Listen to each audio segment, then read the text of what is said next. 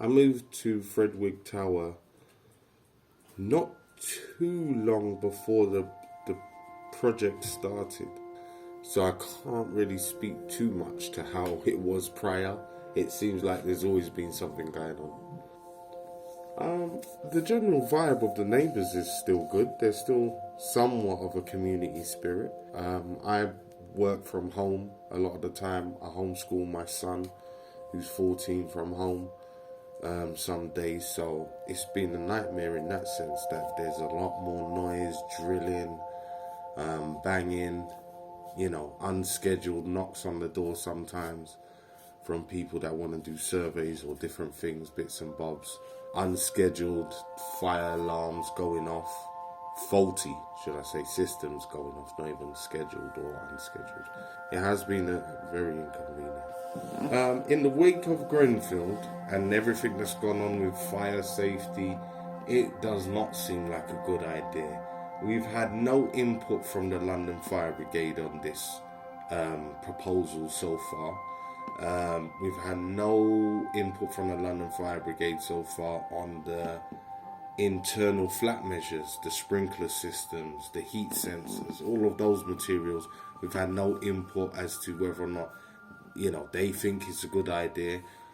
What I do know, when speaking to two firemen that came round just to do spot checks and to speak about the extra need for fire vigilance because the fact the block's in a building state, I happened to ask them, was there a ladder that reached to the top of this building? Would they, in the event of a fire, because this building is not as big as Grenfell, but I asked, and there is no means for residents at the top to get down other than fire escapes and stairs and whatever other means. So in the wake of just that information, I don't see why they would take it away. In my particular flat, I'm on the 15th floor.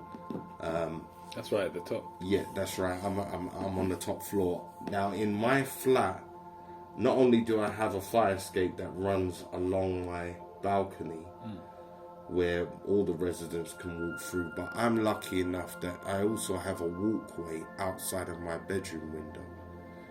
But other residents on the floor below me don't have that.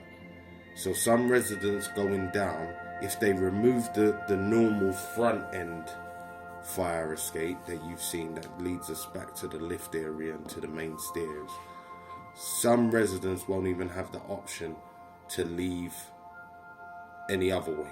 So they will literally be stuck. We've outlaid our concerns in letters, verbally, and in the few meetings that we have had, and in protest, and the problems are still persisting. And as I said, we're still waiting for clarification over fire safety, over internal works. So just from that aspect, no, they're not listening.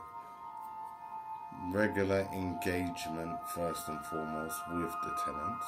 All we've asked was simple things like once a month meetings and any other meetings that need to be called ahead of work taking place or changes to the schedule. Open, transparent, communication when it comes to the plans, especially in terms of the fire safety works.